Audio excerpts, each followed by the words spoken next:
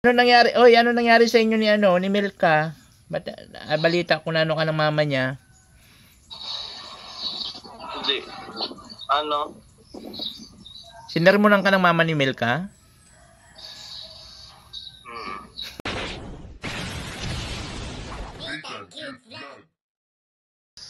So ayun mga kabayan, muli nagbabalik yung Liko Disney Tan Cute Vlog. And for today's video, siyempre kumustahin natin si Sagap TV. Ay si ano pala, J Brad. Kung ano na status niya. Yun kasi napanood ko dun sa vlog ni Rob. Yung pagdalaw nila dun kala Milka. Actually, kausap ko si J Brad. Andito si... Ano na, kumusta? Ba't ganyan itsura mo? Parang hindi maganda yung araw mo. Hindi kasi kagabi. May nangyari. Ano nangyari? Malas? Bakit? Anong minalas?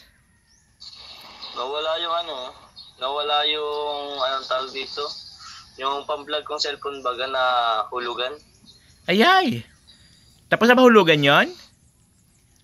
Hindi pa, 3 months pa lang yung sa akin eh. Patay tayo dyan. Sana wala. Diyan sa kagabi lang. Saan? Sa Fairview 1 to Fairview 3. Magang. Ngayon, nasaan ka na?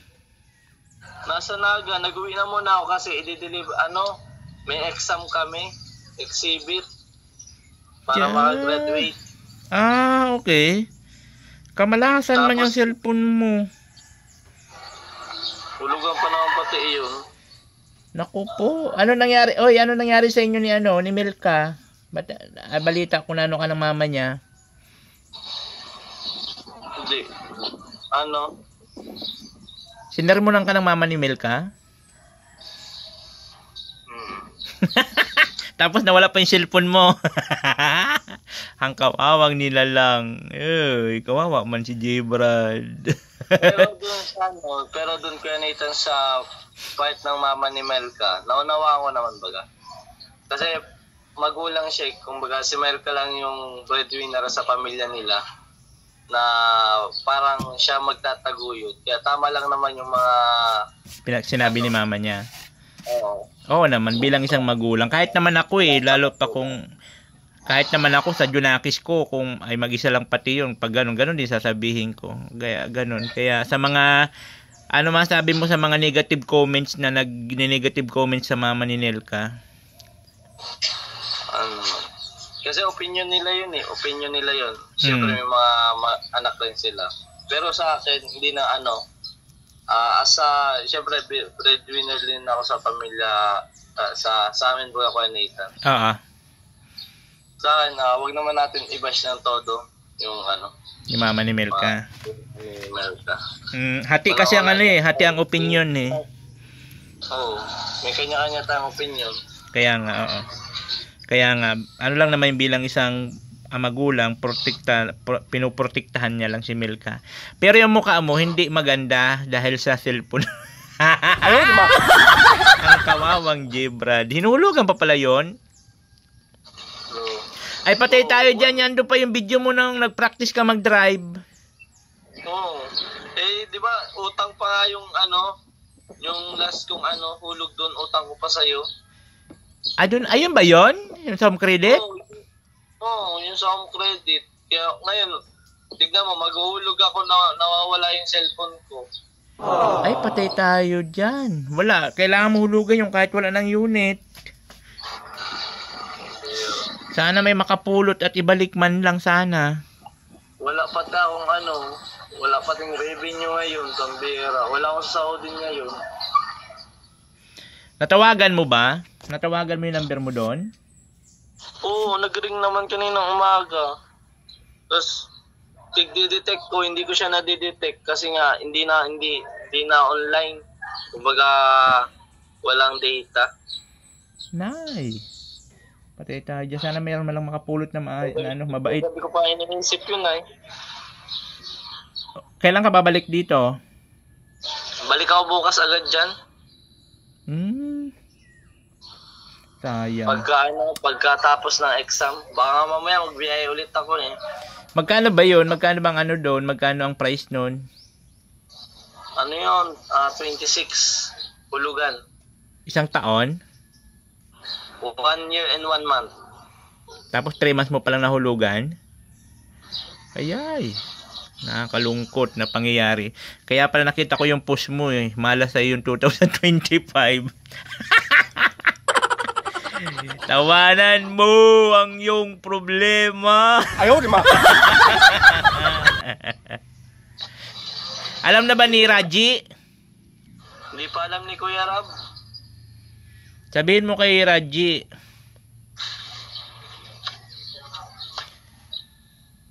Pagbalik mo, sabihin mo. Doon ko lang nga napansin yung nagpaalam ako kay Kuya na uuwi agad ako. Sabi ko, Kuya Rab, mauwi rin po agad ako kasi may exam kami bukas. And nagkuha lang ako ng BSM coffee para i-deliver sa mga client na may mga nag-order. May mga nag-order sa'yo? Kasi akong kinuwang kape kay Ated na. Tapos pagod, parang yun, parang kampante na ako dun sa bulsa. Doon ko na nailagay. Tapos pagpaalam ko kay Raji, yun, hinahanap ko na yung cellphone ko, pambira. Ano pa ba, may vlog ka ba doon kay ano? May vlog kayo doon ni ano? Photoshoot, may vlog ako doon. Oo, kayo ni Mikay, mayroon ba doon? Oo. Ay, sayang, hindi mo pa na-upload. Pati yung yung charity ko, hindi ko pa na-upload. Yung pagpunta natin kala Dayan? Oo, 1.5 baga doon yung binigay ko. Kaya nakakaya sa sponsor. Ay, oo nga, hindi mo pa pala na-upload yun kay Dayan. Kasi ang ma-edit yata yun kay Sagap. Nay, ano na tayo? Nakalagin pa yata doon ang YouTube mo. Lahat. Facebook. Iano mo na muna yung YouTube mo. Palitan mo muna ng Palitan mo ng password. Saka yung Facebook mo. Kasi baka mamaya ma-open yun. Ma-open naman nila yun. Pero wala nang mga details. Wala nang files. Bakit? Out lahat. Kasi may password yun eh. O kaya nga, ay pag inano yun sa technician, ma-open yun. Pwede i-open ng password eh. Maigpit yung cellphone na yun. Ay, ano na tayo. So, ayan mga kabayan na itsura po ni Jibrad TV. Na-share muna ng mama ni Mikay na walang palang cellphone. Ayaw, di ma. Tawanan mo ang iyong problema. Mabangga ako yung kutsi mo. Hoy! Ayun tayo. Excited pa naman siya mag-drive. Naka-vlog yung driving niya. Unang driving, naka-vlog na wala pa cellphone, di pa na-upload. Ay, ano na tayo. Ayan, kawawang J-Brad. Nag-live pa ako ng alauna ng gabi. Kasi yun, alauna na ako nakauwi sa bahay, pambihira. Anong oras ba nawala yun? Cellphone mo? Alas 12. Nang? Madaling araw. Ay, 11. Ay, ganun. Gabi na pala. 11:30 yata. 11, pumunta ka pa sa lighthouse? Hinatid ko nga si Pau. Patay tayo. Diyan sa kalsada lang yun. May nakapulot na nun. Sana wag naman. May nakapulot sana, nalubat lang sinard. Tapos, makontak mo ulit. Sana nga, sana pwede ma-detect sa model. Ayun, pwede. Aywan ko lang kung paano i-detect yun.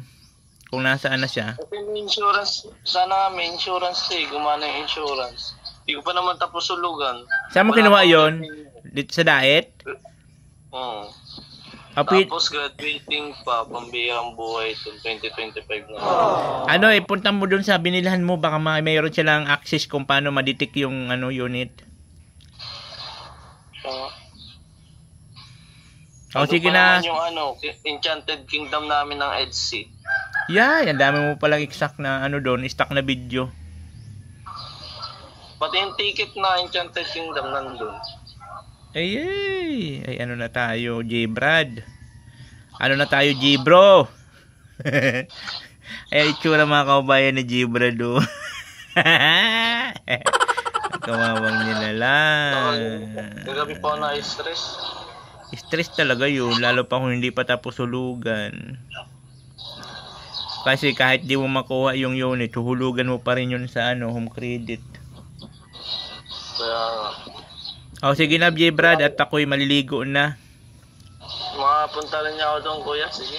Oh, message mo lang ako. Message mo lang ako, baka sakali, baka balik ulit ako ng Naga, sabay ka na. Yung yung 2 months, 2 months nga, inutang ko pa, nangingiram pa ako sa yung pangulog nun eh, tanda mo? Akala ko kung saan yun, oo nga, akala kung saan yun. Yung pala yun, para pala yun sa cellphone. Nga, si J. Brad. Ang kawawang nilalang na si Jero.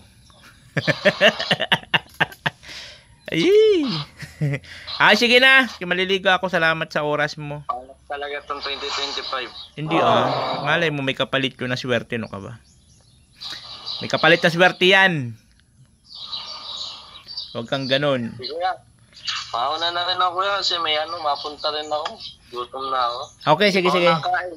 Di pa ako nakain almusal, kakaisip. Naku po, lilit ng tiyan mo niyan. Sana.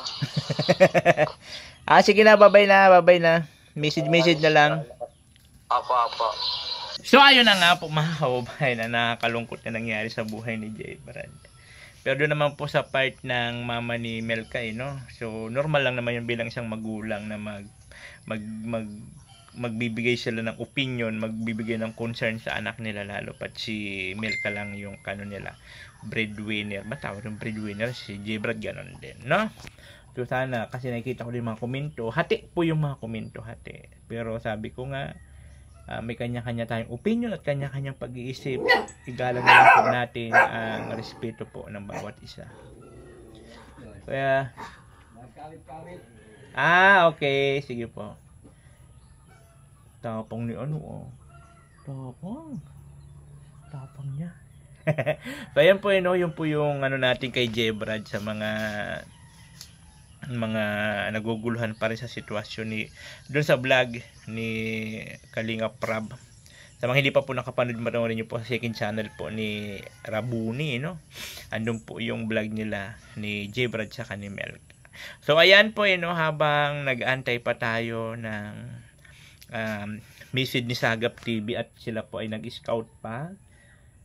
At sabi ko pag mayroon ulit na scout para maubos na po namin yung amin ipapamigay po na pang charity.